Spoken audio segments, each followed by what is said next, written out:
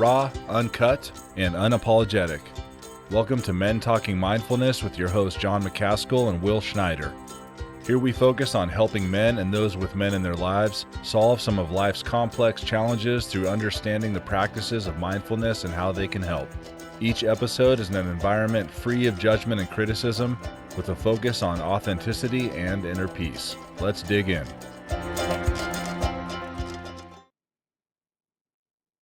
Let's dig in. I love that. Welcome to Men Talking Mindfulness. This is the podcast where we delve into the art and practice of mindfulness and its impact on mental health and overall well-being. I'm Jon Paske, your co-host, along with Will Schneider over there in New York City. And today we have a fascinating and insightful episode lined up for you. We'll be speaking with two exceptional guests, Harris and Mark Paske, both successful executives who have harnessed the power of mindfulness in their everyday lives. We've called this show Everyman Mindfulness Part 2, or in the tradition of the 1990s Hot Shots movie series, Everyman Mindfulness Part 2. Mark and Jeff are both leaders in their respective fields and are both avid mindfulness practitioners. Mark is a father, coach, and global VP of sales at Forta, a cybersecurity company. And Jeff is a rare disease survivor, endurance athlete, father, and chief revenue officer of Order My Gear, OMG. Today, we are going to talk about what their practices look like, how mindfulness impacts their lives in the workplace and at home, what are the greatest challenges with mindfulness, the power of a group and accountability, and much, much more. Will, I'm going to turn it over to you, brother. Great to see you. How are you? Lost your audio. Is on mute. There we go. Right. Isn't that always, hey, you're on mute, Will? Yes. Hey, good to be back. Jon, Mark, and Jeff, pleasure to have you on the show today. So just, everybody out there, just ask this question and answer it for yourself. Is it time to get away, to unplug from all your emails, social media, and all the digital chaos? And maybe imagine yourself in a serene, nature-filled location, releasing your stress and anxiety, hitting reset, rejuvenating your body, your mind, your soul, and having fun. This could be you if you join us in our New York Upstate Mindfulness Adventure Retreat on May 18th to the 21st. We're going to breathe, we're going to move, we're going to get mindful during these 4 days, 3-night immersive experience that includes afterwards a post-integration 4-week program. So if you want to learn more and sign up, you can head to mentalkingmindfulness.com/retreat to book your spot before they're all gone. Again, that's mentalkingmindfulness.com/retreat. Also, hey, we join our email list and we'll give you a free mindfulness workbook. And by simply texting mindful, right? MINDFUL, mindful to 3377. That's mindful to 33777. 7777. Okay, and lastly, hey, thank you for. I didn't say one. So many sevens. So too many sevens, right? And lastly, hey, hit us up on YouTube. We have snippets over there and different content that can help you to become more mindful. And that's at youtube.com/@mentalkingmindfulness. Thanks for joining us over there. We're going to jump right into everybody. We're going to ground into a 5-breath, a meditation practice. So if you're able to close your eyes or if you need to fix your seat, go right ahead. You can do this while you're driving, mowing the lawn, maybe just at the gym, just stop, put the weights down, and just take these 5 breaths. But let's start with a nice little grounding exhale out your mouth. Let it go all the way out. See if you can really hit bottom and feel that emptiness for a moment. Take a big inhale through your nose for 5 seconds. Big balloon breath, filling from bottom all the way to the top. And exhale out the mouth. Nice and smooth, and let go and soften your body a little bit more. Again, in breath 5. Out breath smooth and easy.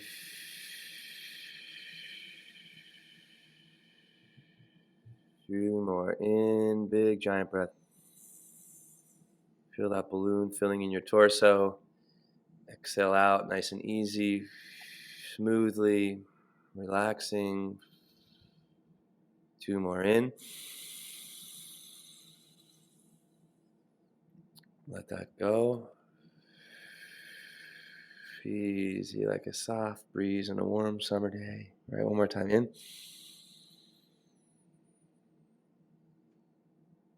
Let that go.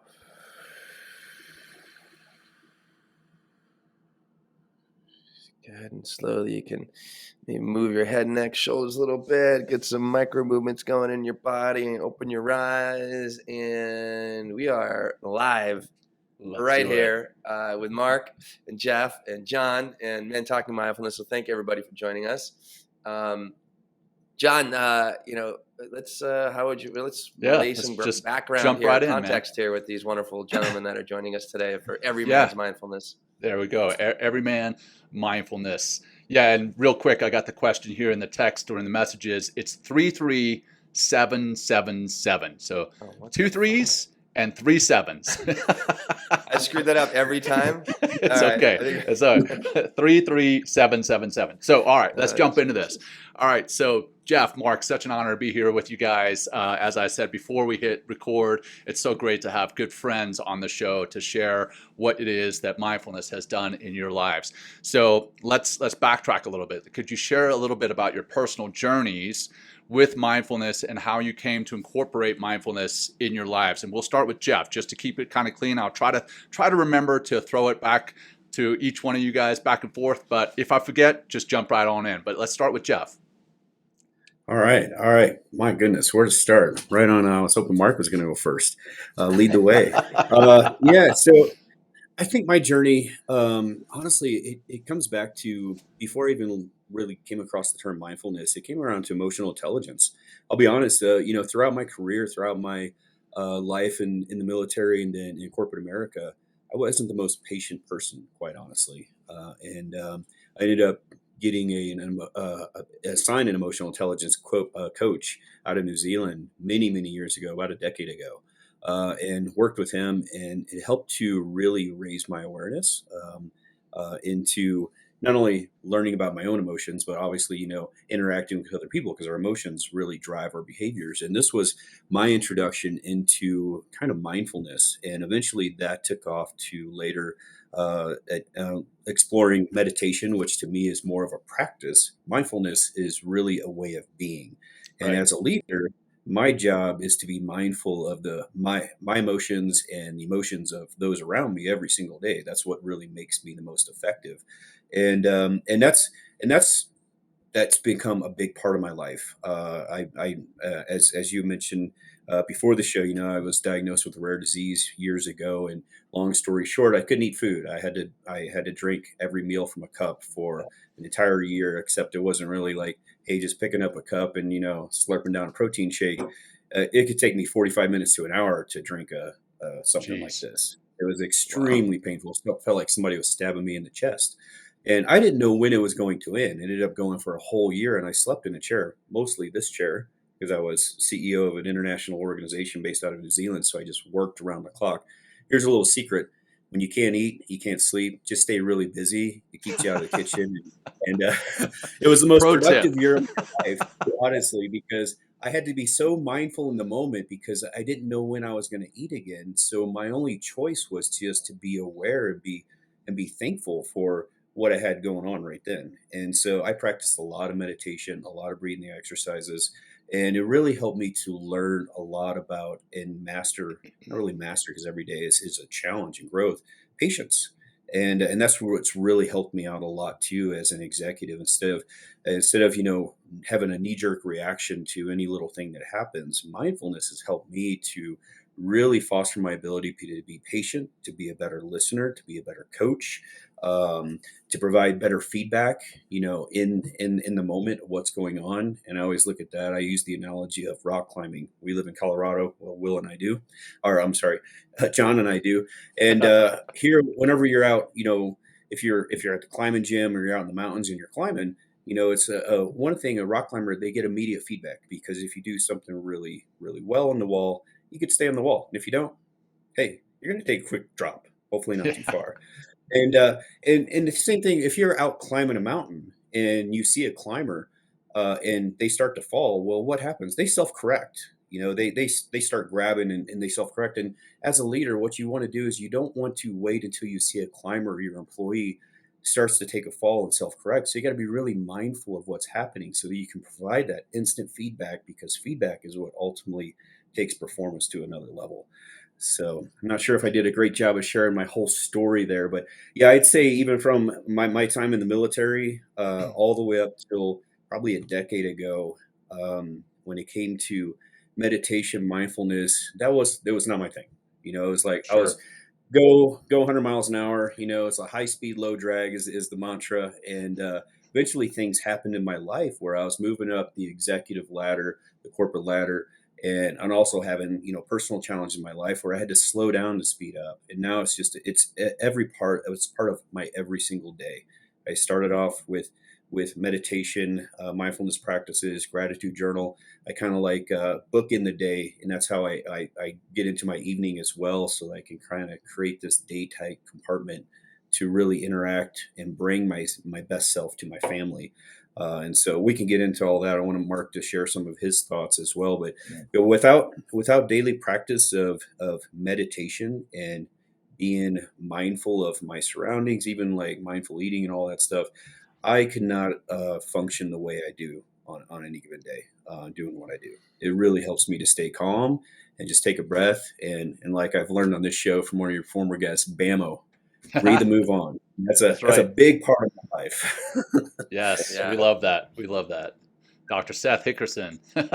Yeah. Yep.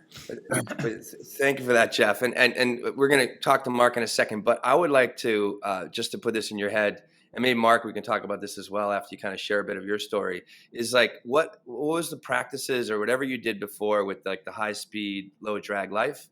Like, what was the get up, what was the whole, whatever the habits were or the behaviors or the practices, and then switching over to mindfulness. I think it'd be very good for our listeners to hear, because so many people have that high speed, low drag life, and to hear the contrast and would be great. So maybe put a thought on that. And Mark, how are you, sir? Let's hear your story, and thank you for being here.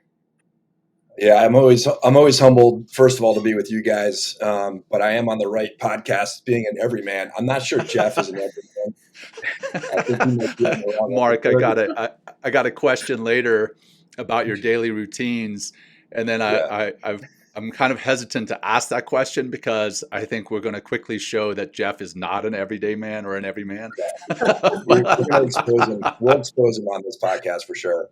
But yeah, my journey around mindfulness is, I think back, I actually lived internationally as a kid, 9 to 12 years old. I lived in Singapore, and I got exposed in Singapore. It's such a melting pot. You got exposed to a lot of different spiritual experiences, I would say. And as I reflect back, I think that was probably my first recognition that there was something other than the type of religion I was practicing. And spirituality and religion, I kind of think are obviously very related to mindfulness. So I think my kind of early exposure was then.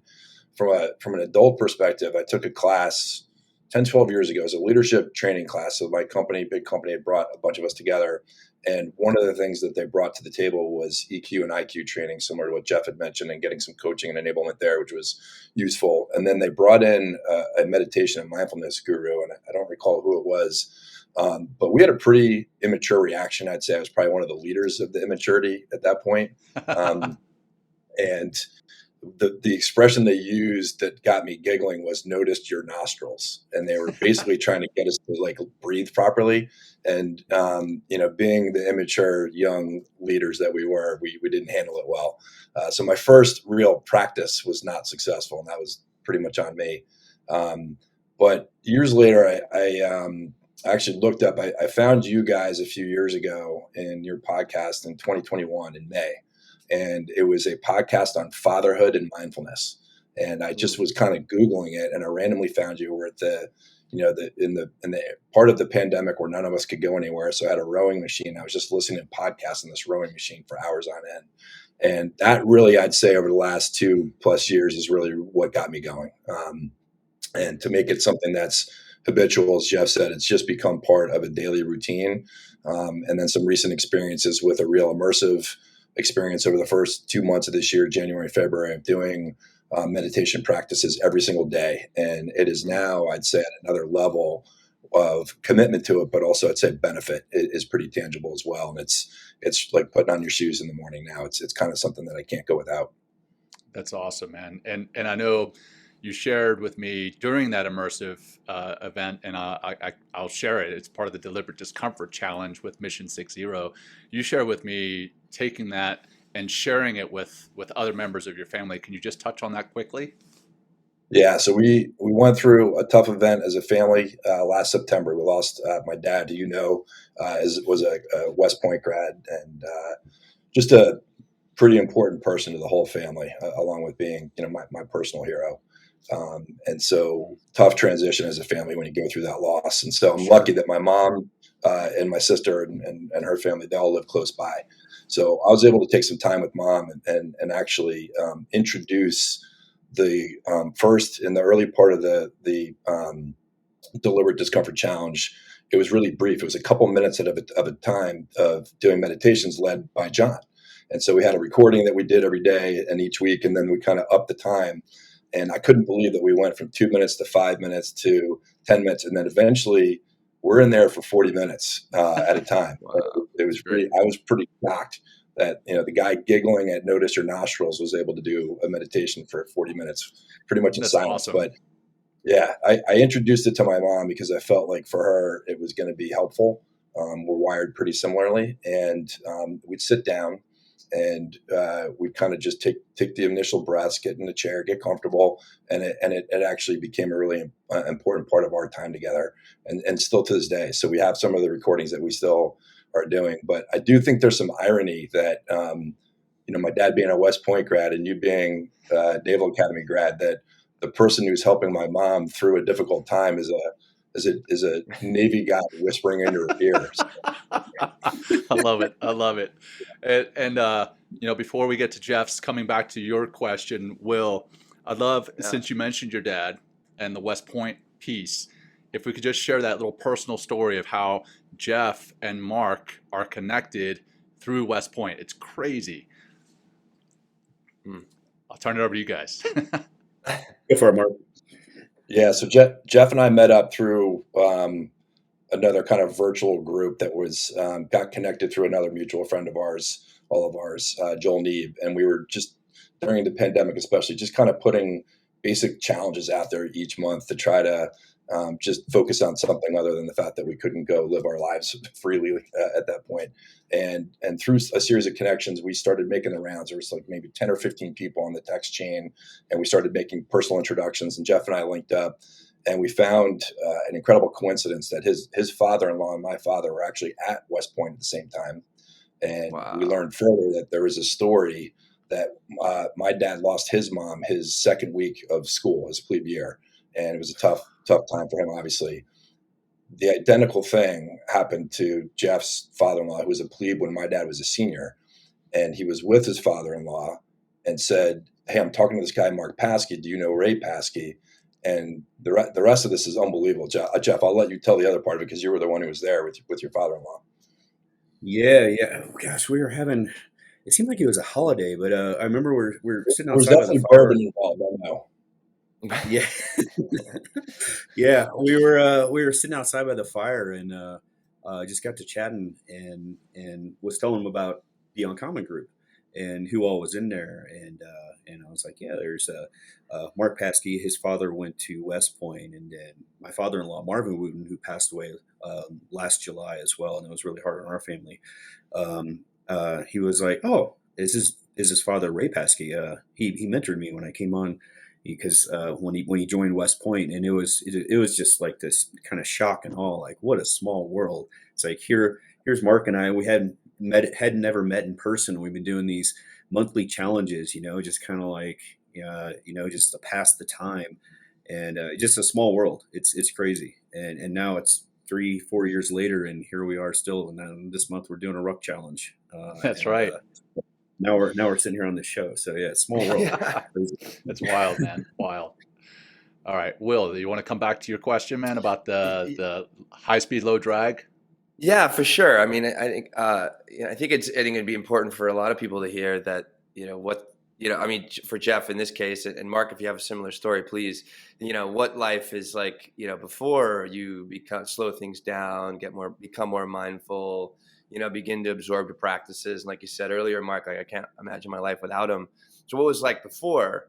I think it'd be a great contrast as we dive a little bit deeper into how mindfulness has helped us. So what was life like before you kind of dug into mindfulness with this? I love you said fast pace, low drag, right? Which is high speed, low drag. High speed, low drag, right? Yeah. What was that Disney cartoon with the emotions? Do you all remember that? The Emoji Movie? Characters. Oh, yeah, the Emotion Movie from Disney. I can't remember the name of it. Inside Out.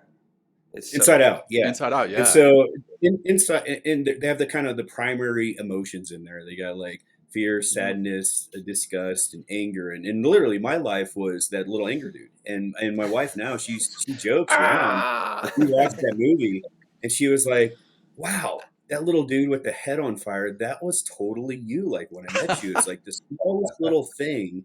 And and here's a big part of my story that I don't share a whole lot is I learned back in early 2020 that my whole life, I'm going to be 49 this weekend, I didn't realize that I was on the spectrum. And I grew up neurodiverse with Asperger's and wasn't diagnosed until early 2020. And it helped to explain a lot of these little things because I have a certain way that I see and structure my day. And any little thing that's out of line, like I travel every week. And before I got into mindfulness practice, a plane could be, 2 minutes delayed and I'd flip out. I'm like the little anger guy, like, oh my God, you said it was going to be on this time. It's not on this time.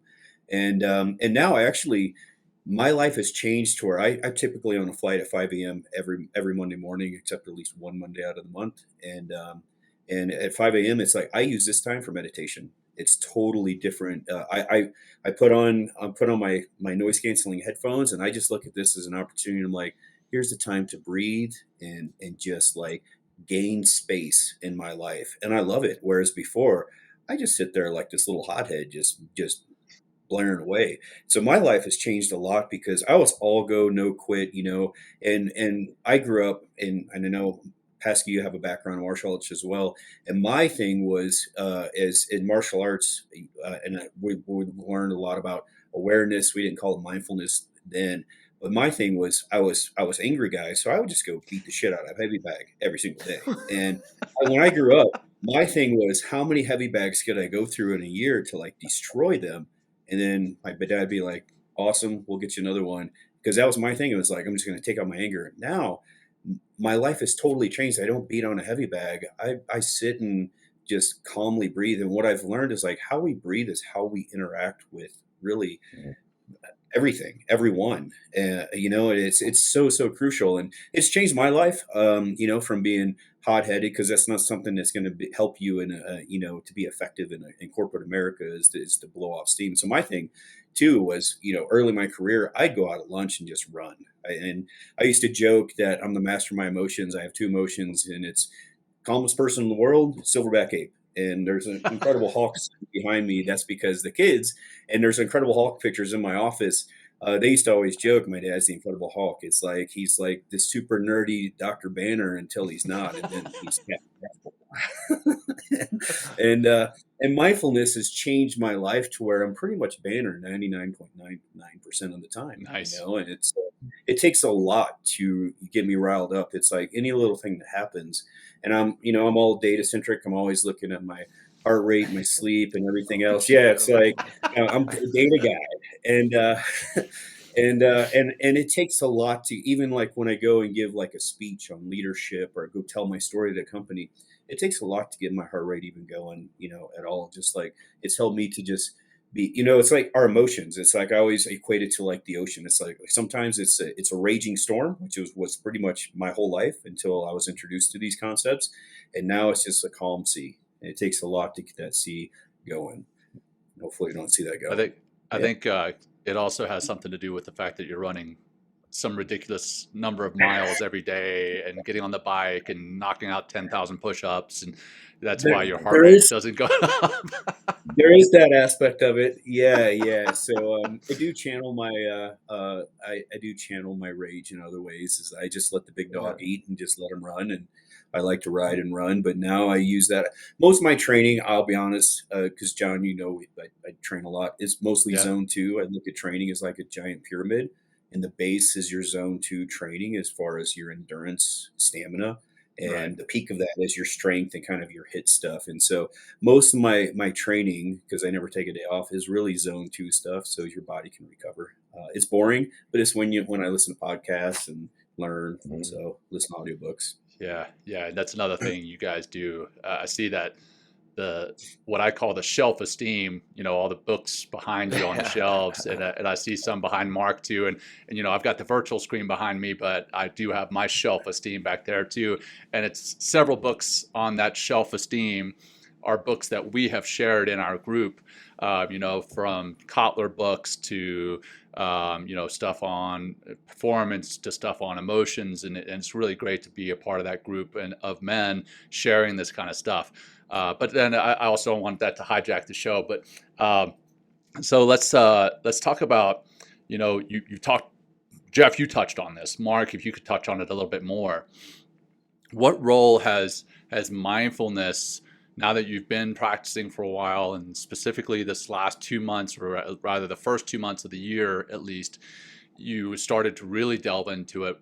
What role has mindfulness played in your professional career as an executive, and how has that influenced your leadership style, your management style, and maybe even the culture around you?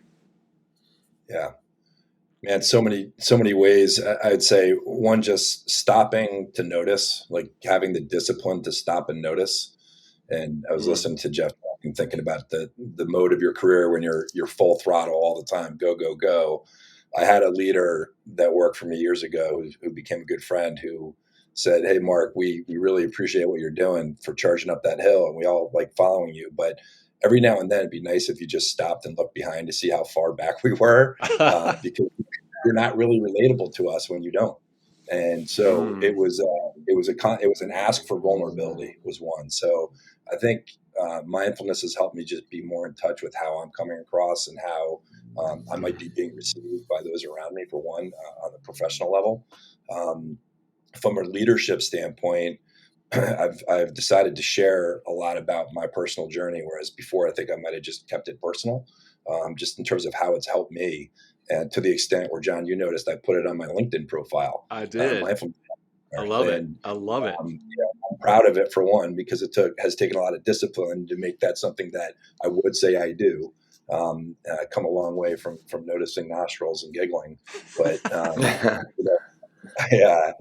permission to be silly about it at first too. Like, hey, give yourself a little grace on it. And I've had a number of kind of people younger in their career or people who are leaders for the first time asked, what are some things of advice? And it's one of the pieces of advice I give them.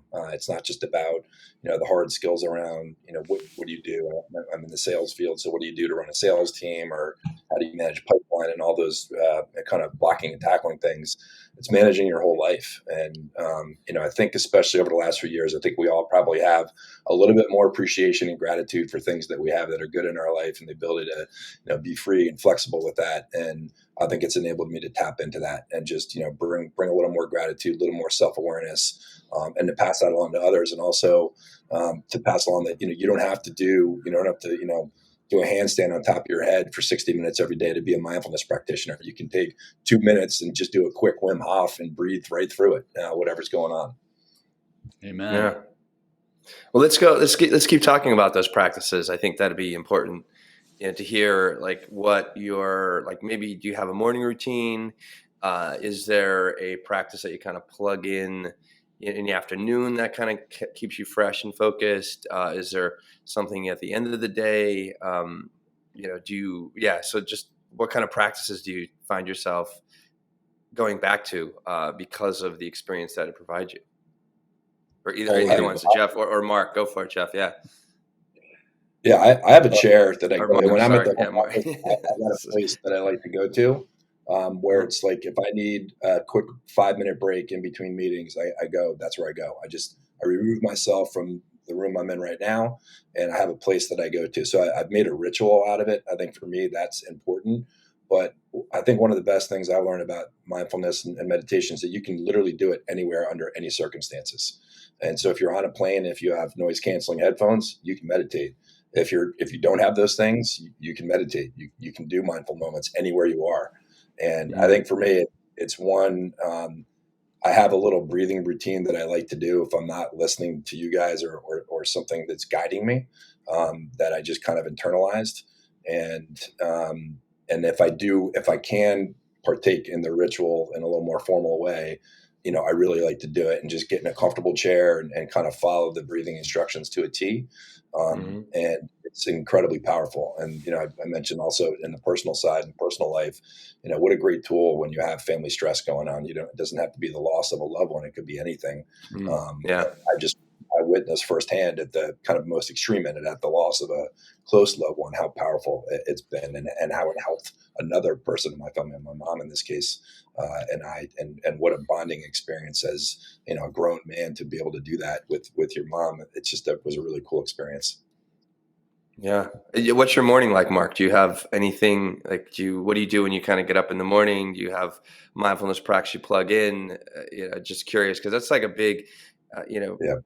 I mean, it's a great way to start the day, is to have like a routine. And I'm just wondering what that might look like for you. Yeah. I mean, in the vein of digital detox, we know it's terrible to get on the devices right away. Sometimes I do. I'm not perfect at it, but I try to bring a little mindfulness by looking outside, regardless of what kind of weather's going on. I'm in the Northeast New York, New Jersey area, but try to get a little peek outside. We get a little animal activity in our backyard from time to time, some rabbits and squirrels and things like that. So if I can see something like that, that's a little different than staring at a screen or jumping right into a news feed. So that's a good way to start the day. But during that deliberate discomfort challenge, which was 60 days, I would do my gratitude journal in the morning. And typically I would try to meditate first, clear my head, and then do my gratitude journal. And it was a pretty powerful combo to do that in that order for me. I know other people like to do it in different orders. So, and then, get some physical activity mixed in there of some type. We're focused on rucking this month. I don't know whose idea that was, Harris. Was it John's idea? I think it was SEAL team up here. I picked up rucking as a discipline at 50 years old. You guys learned it when you were in your I haven't done it in a while, and I'll tell you, I threw that 50-pound pack on the other day for the first time in a while, and I felt it. I felt it for sure. It puts some age on you. So I think, mixing in some physical activity. I'm not at the extreme at Jeff. We already have identified Jeff's not an everyday man from that perspective, but he's one of the ones who has kind of inspired me to bring more discipline into just what I do in general in terms of staying active and the stuff outside of work and the things that cause stress, and having a stress relief and, keep yourself in the banner mode and away from the Hulk mode.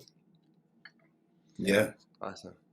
Thank you. Do you see your gratitude journaling? Did you see it begin to kind of matriculate in your day anyway, or how has that kind of helped you? Because that could be such a key practice for anyone that's listening, just to simply gratitude journal, for 10, 15 minutes in the morning, and really being thankful, for even the littlest things to the biggest things. And it can really, so did you see that beginning to activate in the rest of your life, Mark, by doing that journaling? That's interesting. So the gratitude journal started like I was writing a book when I felt a tremendous amount of pressure to write really, really thoughtful, insightful things. And then you kind of run out of those after a couple of weeks. And then you start to realize those aren't the only things you're grateful for. And I do think about Jeff a lot with this. I'm sure there's days where he's just grateful that he can swallow food. And, I think about as I went down the path of that 60-day challenge, I started writing things, not out of desperation because I ran out of ideas, but the most basic things that you appreciate that you should be grateful for in your life. And they were small. They were usually really small. And it felt really cool to think about those things. Awesome. Thanks. You touched on discipline there, Mark. And, we've touched on the fact that the three of us are part of this group. We call it the Uncommon And it's I don't know, like you mentioned before, Mark, maybe 15 guys on this text thread. Most of us haven't actually met one another, but we're all on this text thread, and we hold one another accountable. And every month we come up with a new challenge, whether that's a physical or mental challenge. We share books that we're reading, and I think we are all constantly striving to be better men, better people, better fathers, better husbands, better business leaders, and again, we're constantly challenging one another physically, professionally, and mentally even.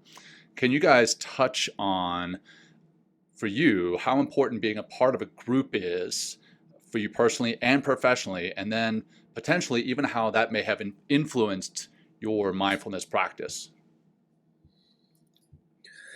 Yeah, I think for me, being a part of this group in particular, it holds me to a higher standard. Because it'd be so. I consider myself kind of disciplined. I have very strict routines that I do every single day. But honestly, my superpower comes from being neurodiverse. A lot of things that people might say, "Wow, he's so disciplined." It's just part of my program. It's part of my operating system, and I really lean into that heavily.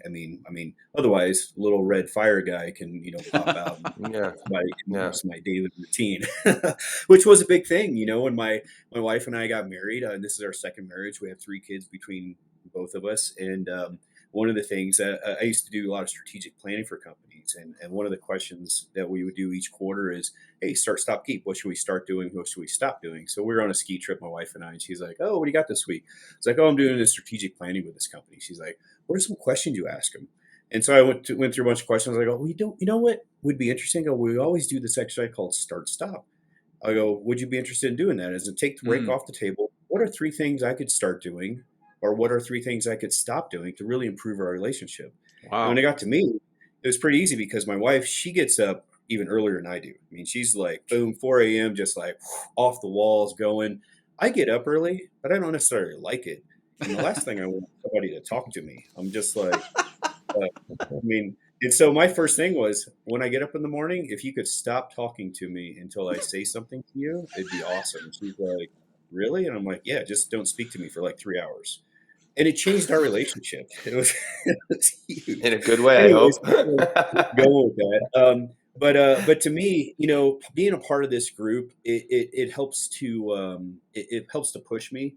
The challenging each other, and then there's a lot of sarcasm involved, obviously, which I really inspires me. And there's some folks on there more sarcastic than others, and I love it. And it's I think one thing too is like the credibility of the people that are in this group that builds trustworthiness. It inspires us. It's a team that, we're there, we're reunited. It's not something that is any divisional. And I look at it as like, it's an opportunity to be competitive, but to me, to compete means to strive together. Just like last month, hey, we finished the push-up challenge together. And at the end of the day, it's like, it still pushed us out of our comfort zones.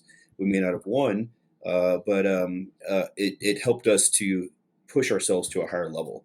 And I think, because there's in the mornings, like this morning, up at 4:30, I did not want to go through my morning routine, which I could get into. And a lot of it is just like, oh my goodness. But I also start with my gratitude journal as well, and helps me to get me in the right frame of mind. And I don't feel like doing these things every single day, but we have to act our way into feeling. And I think that's really one of the key things. Who was it? William James was said, "I don't sing because I'm happy. I'm happy because I sing." In other words, we have to act our way into a feeling, and that's a lot of my morning. Is doing that. But being part of a group, it helps me to hold myself to a much higher standard. And I think what we have to, our friend Joel Neeb, he has a saying, is which I know the first part he got from Jim Rohn. It's like, we become the sum of the 5 people we hang around with. Yep. And he's like, try to also be a part of a group where you're bringing down the average. And it's like, I look at this group and it's like, okay, it's like, I look at some of the folks in there. I'm like, why am I here? It's like, this is crazy.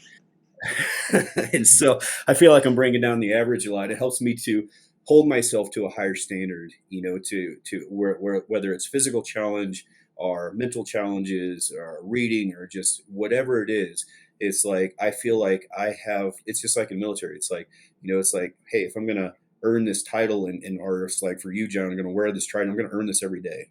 And it's part of like the comic group. It's part of that camaraderie that I miss from the military. And there's a lot of military folks in there. And I think that's what I love. For sure. Yeah. Thank you. What are some of those? What is your morning routine there, Jeff? Like, if you can share that with us, it'd be awesome. Get ready. Yeah. Well, number one, go ahead and drink my Monster as I prepare for this. Yeah. So, So I strive to get up around 4:30 in the morning, and I start off my day with my gratitude journal. And I've switched from different things over the years, from a notebook to Remarkable to now I just have it on my iPad, and I have a template that I do every day. And my goal every day with my gratitude journal is to list at least 3 things I'm thankful for, and I cannot repeat whatever it is that I'm thankful for. Absolutely not. And try to cover as much detail as possible. And Paske's right. At least one of those things is typically some meal that I've had. My wife is an extraordinary cook. So the year I couldn't eat food, it was really challenging. It was like she was tormenting me every day. It's like, it smells amazing. It's like, yeah, this is so good. It's like, yeah, shh. But anyways, I start off with that, and then I do a mindfulness practice, a meditation practice. And right now I've been consumed with one. It's I sent this book to Jon a while back. It's a resilience meditation, and it's a religious meditation. And it's 10 minutes in the morning, and it's like my food. It helps me to center myself and to really just take a pause and get myself into the right frame of mind for the day. And then I go into what I call my physical fitness type of routine. And I do a 10-minute plank minimum every single day. And I've done that for, over a decade. Forearm plank for 10 minutes? I do 5 minutes up and then 5 minutes on my elbows. And I just it's to just sit mindfully in the suck. That is a meditation. And this is my physical meditation, as in calm down, don't be the guy with his head on fire today. And it helps. And so a lot of times what I do during that time is I watch inspiring videos on YouTube. And if you're part of this group, you're on the receiving end on a lot of those. I love those. And some of them I watch every single day. And it helps me. I look at it as feeding the good wolf. It's like, this is what is starting to fuel me up. It's like, I've gone through my gratitude journal. I've gone through 10 minutes of just sitting quiet and breathing and doing my meditation. And now I'm doing my plank and I'm watching some fuel, but I'm not out of the starting gates yet. I'm still in the starting gates, just kind of like prepared. And then I do yoga for 10 to 15 minutes because, hey, I'm no spring chicken, and my body's been through hell and back. And so I got to take 10 to 15 minutes to get, loosened up. And then I train. And my routine is pretty disciplined. I train for at least 1 to 2 hours every morning, and it's a mixture of strength and then a lot of endurance training. I typically will Peloton or bike at least 20 miles, which takes me around an hour every single morning in Zone 2, and that's just like the baseline of my fitness. And I'll run. Sometimes I just get in a routine. And like last October, I went and ran 10 miles in the morning, and then I did that for like 3 months straight. Just ran 10 miles every morning. And then I still biked, and then I would bike in the evenings and do whatever else. And it just became part of, I'm doing this now. I'm because I get on this, like, on this spectrum of, I did this yesterday, I'm doing this today. And then it just kind of escalates from there. Right. And then after that, I stretch a little bit. I take a shower, and I always end it with a cold shower. And I just, I stay in there in the suck. I put a rainfall shower in our bathroom, and it has a built-in audio speaker, so I can listen to podcasts while I stand there and just kind of embrace the terribleness. Cool. Because decades of doing a cold shower, it always sucks. I look at it as like kind of spraying on greatness, as in, and honestly, nothing's been worse than that. When I get out of that and I come into a meeting, and it's like the wheels are falling off. It's kind of like, okay. I'm just kind of chill and just kind of relax, because nothing really sucks as bad as that. And John, you fell with the cold. Oh yeah, it's terrible. Yeah. I see our EA over on the side here. Will and I are always talking about the benefits of a cold shower, and I see her shaking her head. She's like, "No way, no way." I took one before the show just to kind of get that dopamine hit, wake up, great. get ready, get psyched for the show. All the time. It's like just 1 minute, 2 minutes. Yep. It's just like, and if I'm it does traveling, I'll mix What's it up that? sometimes. I'll actually get up and walk right in and just take a cold shower in my hotel room because it helps me to just like wake right up, and then I'll go into my routine. And I love that. But at home, I don't want to wake up folks and stuff. And so in my hotel room on a weekly basis, it's like, yeah, I'm going to go in there and do that. Well, I got to tell you also, the cold shower in Dallas, where I know you travel to, is completely different than the cold shower here in Colorado Springs. Exactly. It's lukewarm at best. I used to travel to New Zealand, and I'll tell you that coming off the Antarctica that's pretty cold. That's a cold shower. I bet. It's brutal. It's kind of like standing there like, whoa, boy, here we go. Pins and needles. Yeah. And here too, I make it extra hard. We got a lot of snowing again yesterday, and I have the window open, so I'm actually looking out at the cold as I take that cold shower. It makes it a little worse. Yeah. Hey, Will, I warned you, man. I warned you. If you ask Jeff his morning routine. It sounds like that Jeff is not an everyman. Yeah, true. And so I have, and these are parameters. Like my family knows when we travel, my day revolves around my routine. I get up and do it. And at work, it's like I don't have meetings before a certain time or after a certain time of day because I also have an evening routine. Then I have breakfast. I typically have a shake around 10 or 11, sometimes noon. This is the way what I do this like time restricted eating or whatever. It's honestly, I'm not super hungry until around then. And then I just look at it as fuel to like recover from my workout. That's what I do. Yeah. But I have an evening routine as well because I find I have to book in the day. In my evening routine, I do a second workout earlier, like around 5. And if I'm here in Colorado, I like to get my daily dose of nature. And if I can, we're going to time that with my wife. Just go for a walk. Now I'm going to go for a walk. And by the way, gratitude journal, back in my year when I couldn't eat, I did a gratitude walk. And this month, I'm actually thinking about introducing the gratitude ruck because why not? I like it. I love it, man. So, yeah. But yeah, the evening routine, I do a quick workout. I do a 10-minute meditation that is whatever. There's so many different apps that I use, and I'll do something like that. But I'll usually do that when I take a hot bath. I like to do that because it helps me to separate the day. And it helps me to bring my really to just get that breath. It's like this space within my day so that I can go down and bring my absolute best to my family and ask them about, hey, tell me about school, tell me about your workday, and actually listen and be present.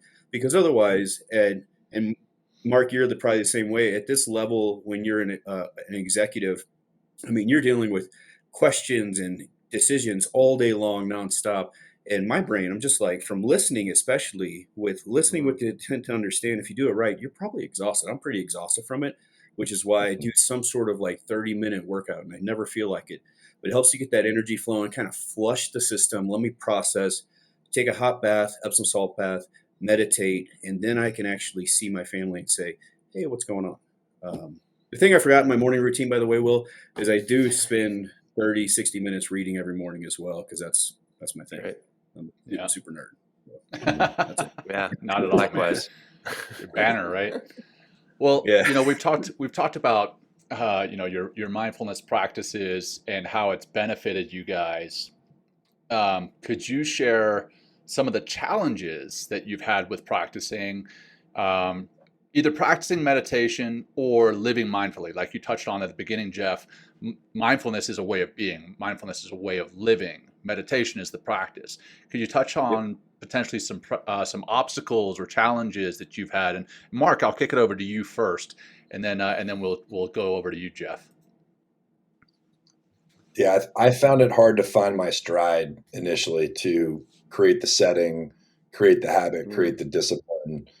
I think the easy part for me was actually doing the breathing and the listening, but creating a setting where I was going to be able to let go and kind of drop some of those things swirling in your head. So I think for me, once I cracked the code on that, it became something, not only was it something easier to pull off, but it became something I really look forward to.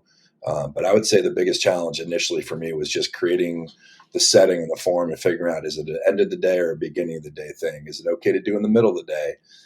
Do I limit myself to just the 5 or 10 minute one prescribed, or do I do something else later because it feels good? Yeah. So I think kind of finding my stride was key. I also think figuring out what voice and what kind of content you're consuming really works for you. And I did cheat on you a little bit, John. You weren't the only. Oh my goodness.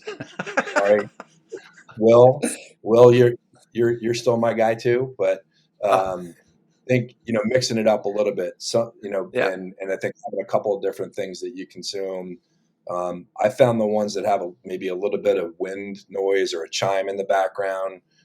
John, you've got a really good 20-minute one out there on the Insight Timer, which is really good because it mixes a little bit of talk. It's got just enough talk and guidance and a little bit of other noises where I think for me, it's the right setting. But sometimes I'm not up for 20 minutes, and that's okay too. So I think finding your stride, just like experimenting with different lengths and different things that you hear, and then just figuring out, you have a little menu after that of ones that you can choose from based on where you're at. And I think exploring and trying different things is a good idea too. I didn't think about that going in. I just kind of arrived at that over the course of time. Yeah, it's just like playing, right? Just trial and error. Like, I'm going to try, morning, evening, middle of the day, like this meditation, this practice. And then how long did it take you to move through that process before, you were like, oh, this is my practice? I would say at least 2 weeks and maybe a little bit longer. That's great. Yeah. I think it took at least that amount of time because there was just time exploring different things as well as just figuring like different content, and then also setting and putting myself in a end of the day versus beginning of the day. When do I really want to do this? And then I found the groove. The morning was best for me. Great way to start my day. And then once I started connecting with my mom, that was an afternoon thing, and it's like the coolest thing to see, like a loved one want to sit down and get into a relaxed state together and have it not involve a glass of wine or a bottle or whatever. Although sometimes that's involved too. Yeah. No, thank you for that, Mark. What about for you, Jeff? Yeah, I think when I first got into meditation, I'm thinking back years ago, I first tried it when I wake up in the morning, and I would find I would fall back asleep. And so I had to do trial and error. And so going back to my morning routine of my gratitude journal, meditation stuff and reading, it's like that, it helps me to kind of like actually get some space and wake up. So it really helps me. Some of the things Mark said really resonated. I forget what I was going to piggyback on there. But what I have found too, that things that help me is because on the weekends I do an LSD. I got this from Mark Divine, long, slow distance. And then I might get up and, my workout might be bike 25 miles, run 10 miles, bike another 25 miles, and throw in like, a few hundred burpees in there as well. So it takes a few hours. And so just a few hundred. Yeah. But to me, I look at it, it's a couple of things. It's one, it's like, I'm training myself for mental toughness. And a lot of things I do is, it's almost like meditative being in that, but what I've learned is like doing meditations before and after that and kind of piggybacking that helps me to like get into the right frame of mind to actually go and do the training that I want to do. And it's really helpful. I did that years ago, and I did doing the 4x4x48. The first time I did it, I didn't meditate and stuff between it, and it was kind of terrible.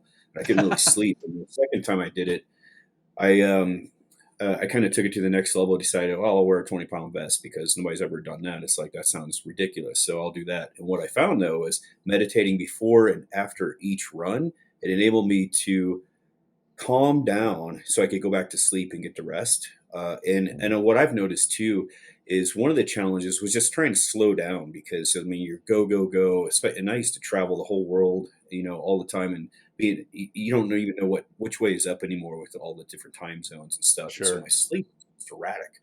And what in 2020 was some of the great benefits. We look at 2020, it's like terrible. There's great benefits though, because it helped me. I couldn't travel like anybody else. And so I got to really take a deep, hard look at my sleep routines and things that were impacting it. And what I found was, that regardless that I wasn't traveling, there's still stress from the day, being a consultant and all this other stuff. And my sleep was erratic. And what I have found is when I am very mindful, and it's pretty much every day, about my meditation practice and being very aware and conscious of my breathing, especially going to bed at night, being aware of, not eating for many hours beforehand, helping my wife to understand. You have to clarify kind of like, how to engage with each other. Is in, hey, after a certain time, please don't ask me about work, or, tell me about your work, because it starts to, you'll see it, like you'll start breathing heavily, and then that impacts your ability to actually fall into sleep. And so what I find is regular meditation practices and breathing exercises helps me to get into a better sleep state. And even so, it's like even tracking every day and not drinking alcohol and stuff. It's like it can help you, but it still doesn't guarantee that. So I look at it every single day. It's like, wow, what do I have to do, Whoop, to actually get like 100% recovery? It's like almost impossible. Right. But it's really hard, but also sleep is really a miracle drug. And I find that mindfulness practices in general really has helped me to take that to the next level. Plus, it's, what I'm doing to my body on a daily basis and stuff. It's like I need that recovery. And so meditation and mindfulness is such a huge part of my everyday that I crave it. It's just like fuel for me. It's like I need that to take that space. And the biggest challenge was to be able to just stop. And like Mark was saying, and I have places around, in my hotel, I have things that I stay in the same place every single week. I got my thing, my system set up there. I have, places here that I set up, but I also like, if I'm out in nature or something, just to sit. And when I talk about daily dose of nature, it's like Michael Easter talks about in his book, The Comfort Crisis, just getting out, no phone, no heads, you're not listening to podcasts or anything, and just actually being outside for at least 20 minutes. And that really helps to improve your mindfulness and really to calm the body down and just be more serene and relax. And it's just relax, chill. And I feel the way I approach my everyday now as a leader, as a father, as a husband is it's a 180 from the way I was, 10 years ago. I'm way more healthy, I'm way more calm, way more aware, way more mindful, way more chill, quite honestly. And I just I feel better at every level. And I couldn't imagine my life without these practices on a daily basis. And I'm human as everybody else. Like my mind wanders, and I just go back to what's that one simple thing is just focusing on your breath. And I think that's just so crucial. Coming back to the moment, I'm glad you talked so importantly or glaringly about sleep and how important sleep is. And we have a guest. I think it's one of our last guests this season coming on talking about sleep. We had another episode, and and the Whoop, like you mentioned, really has made me more mindful of sleep. And especially when, for you, Jeff, when there's so much output physically, if you don't have that sleep, you will injure yourself.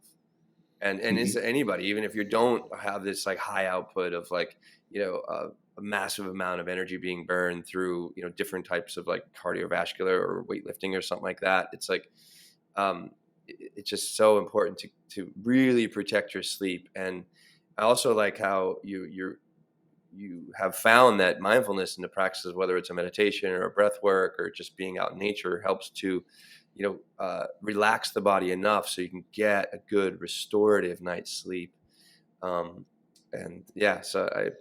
It's so important. I mean, for the last several, I've just been so much more. I get up at 4:30 as well, and I need to get sleep by like 9:30 at night, typically during the week. The weekend, I kind of fuck off a little bit, but during the week, I do. I just, I mean, like, I gotta let loose. You know what I mean? It's like I can't be so rigid.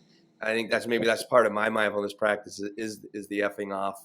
On the weekends a little bit and sleeping a lot, but then but still honoring my practice when I do eventually get up on like a Saturday or Sunday at like 8:30 or like 8 o'clock in the morning instead of 4:30. But thanks for sharing sleep, about the importance of sleep, Jeff. I just want to jump on that too, piggyback, if you will. I just finished up a course on sleep, and it's by another fellow SEAL who's become a sleep scientist, Rob Sweetman, who's going to be coming on the show later this season. And mindfulness, for me, funny enough, or rather meditation normally, like I get super relaxed, but I come out of a meditation recharged. And going into the morning, or I'll meditate at lunch, and I'll go into the afternoon, recharge. And I got to the point where meditating at night was actually recharging me. And for me personally, back then, but before I took this course, it was actually giving me energy going into sleep, and I actually had trouble sleeping. Now, what I found was I was doing the wrong meditations.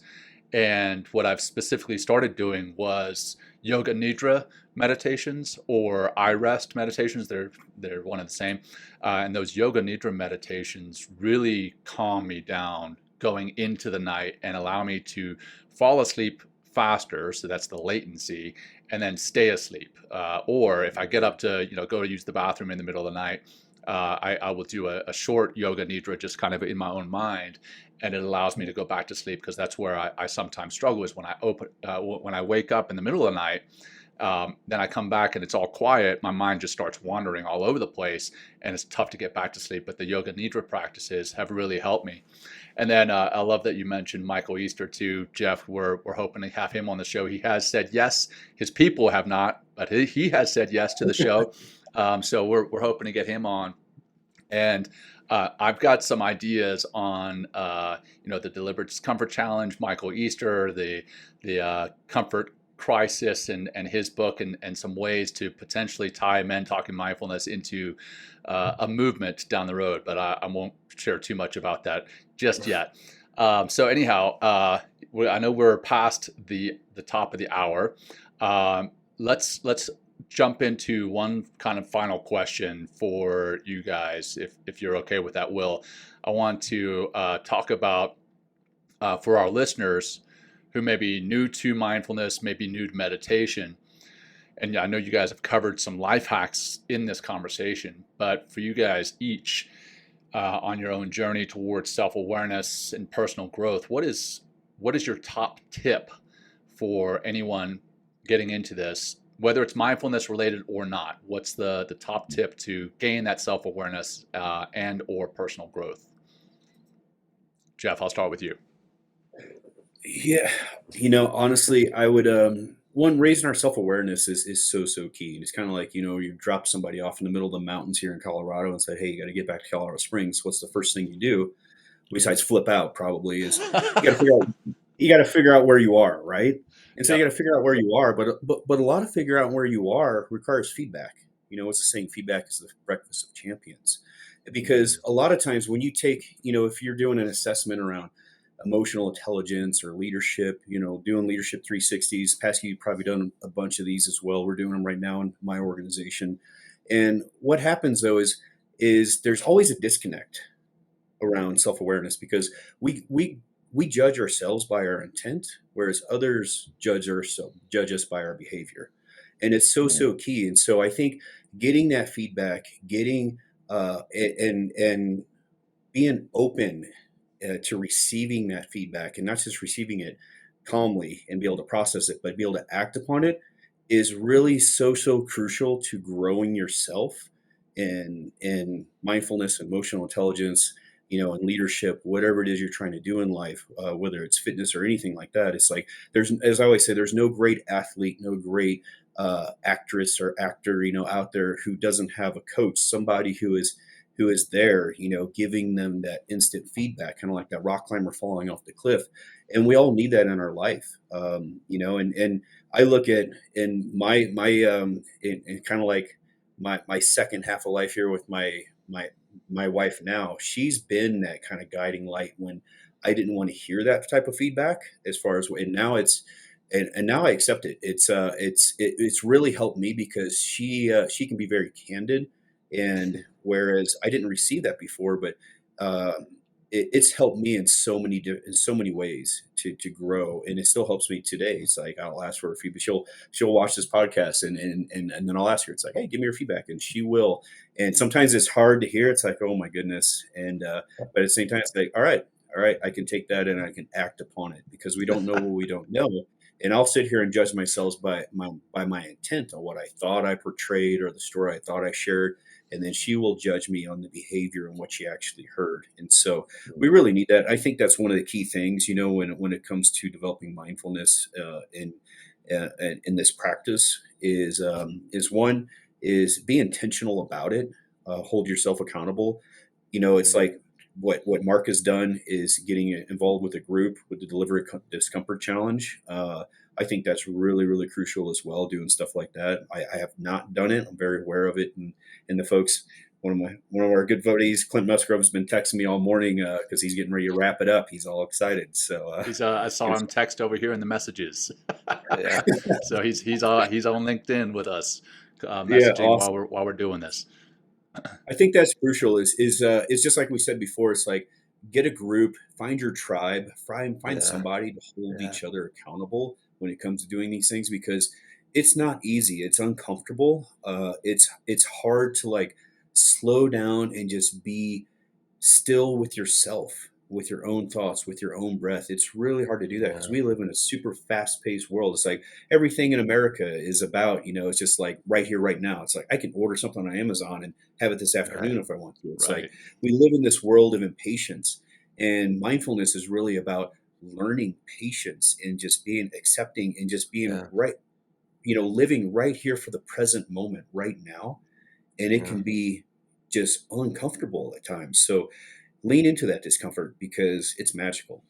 It really is. Who do we have on recently, Will, that said mindfulness is patience? I think was that Dr. Mosley or it may have been Dr. Mark Burton, but either way, mindfulness it might have been patience, Burton. they go hand in hand 100%. I love that you brought that up. I also find it funny, Jeff, that you mentioned how candid your wife is, yet just about 30 minutes ago, you mentioned that you told your wife not to talk to you for the first 3 hours. So it sounds like you both are very candid.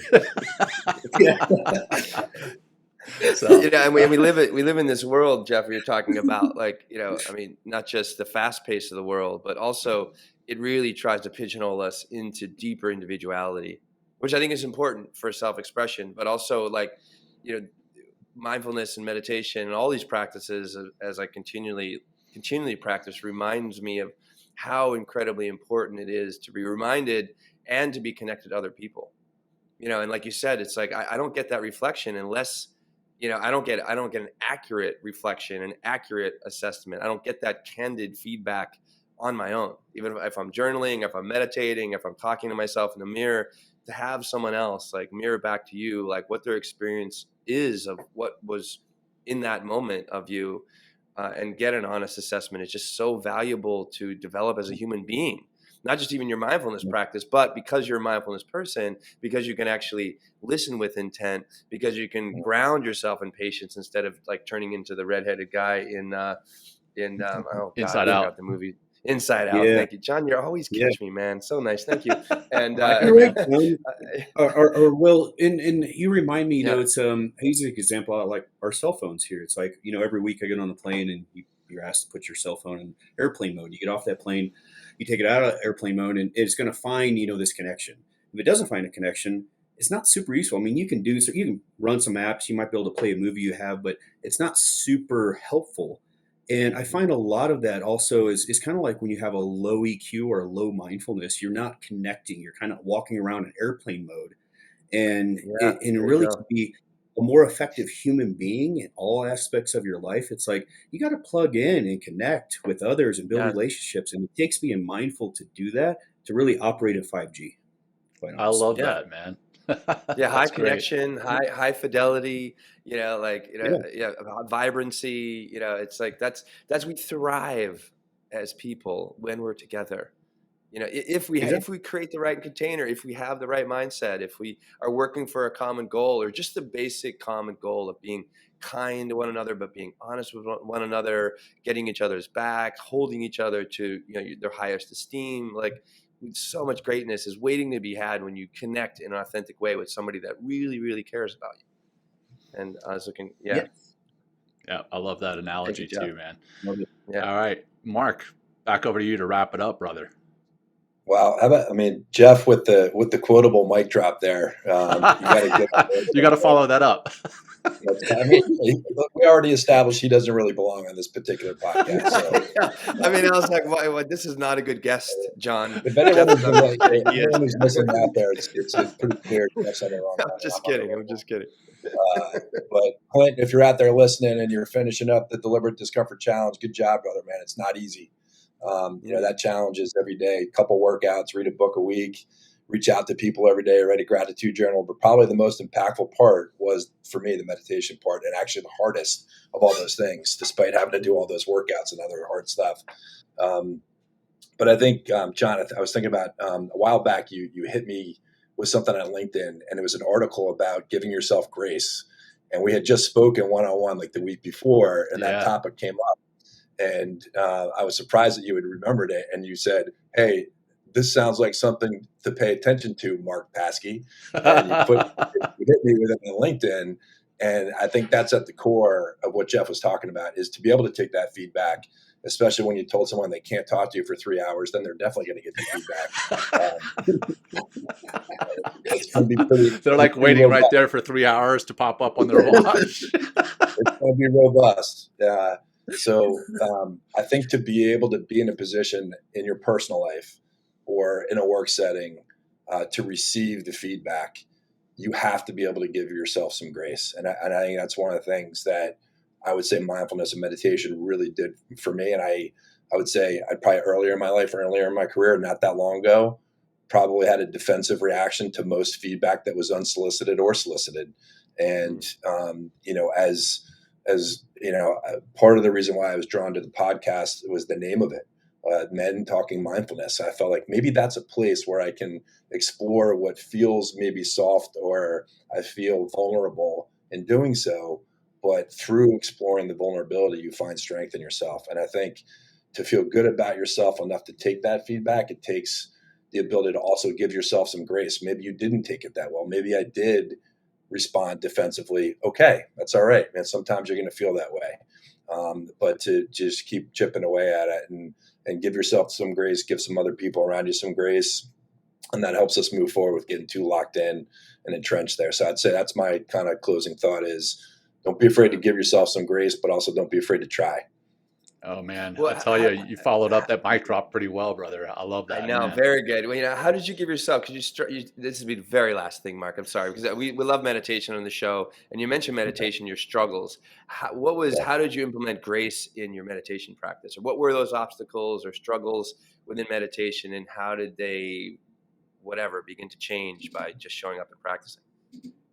I'll tell you a quick funny story. So before my dad passed, I had both my parents doing meditations with me, and we were at the New Jersey shore at a beach house, pretty pleasant setting, seagulls and waves crashing, and we were sitting there. We were doing one, and it had a pretty rigid requirement on your posture, and you had to put your arms fully extended in such a way where it was actually uncomfortable.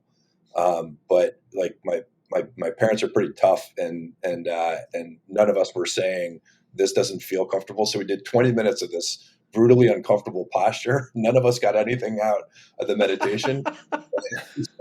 So afterwards we said, we're definitely not doing that again, right? Yeah. So I think there's an example, right, of giving yourself some grace. We tried it. That one didn't work for us. I don't even remember who it was. It was just someone that I had found and we were kind of experimenting with. And so I think that's probably a good example. It's just, work yourself through that. Figure out if that didn't work, what does work for me? What kind of voice, what kind of sounds, how long, how much talking? Are they explaining things to me? Do I want to be educated? Do I like that kind of approach? Or do I just want to be guided through some breathing? Mm-hmm. And at times you're looking for different things. So again, I think you have to have a little bit of a, menu for yourself, like a diner menu, where maybe you want breakfast at one meal and maybe you want dinner at another meal, but just have that repertoire ready to go.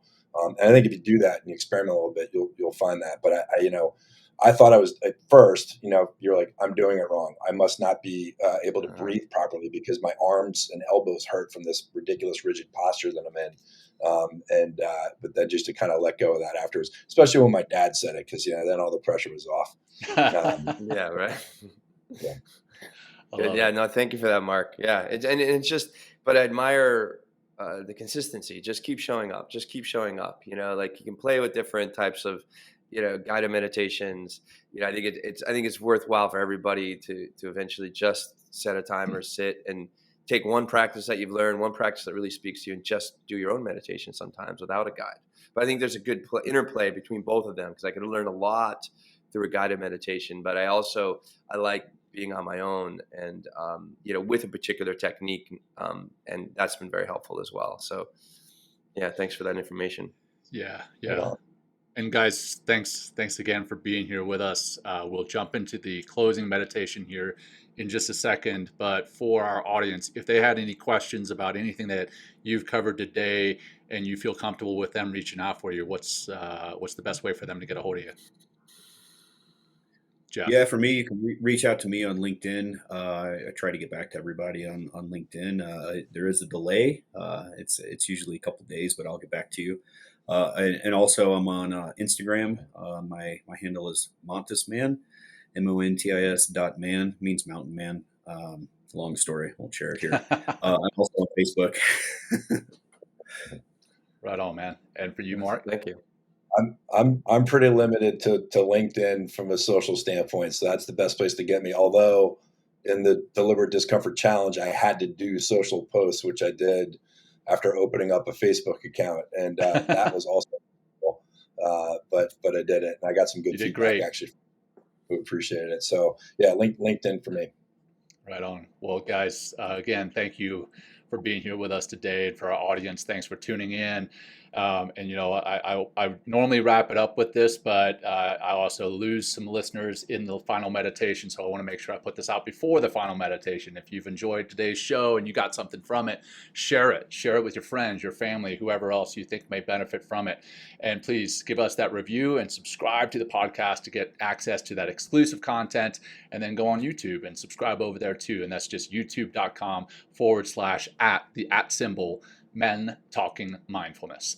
All right, so that all said, that gross stuff all out of the way, let's get into the final meditation, and I'll lead that. And it's just going to be just exactly what we started with. Nothing more than just some simple breath work.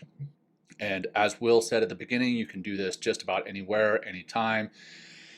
And if closing your eyes is both comfortable and safe, and by safe, I mean physically safe and emotionally safe, then I invite you to close your eyes, but otherwise just keep looking at what you're looking at and just bring your attention to your breath.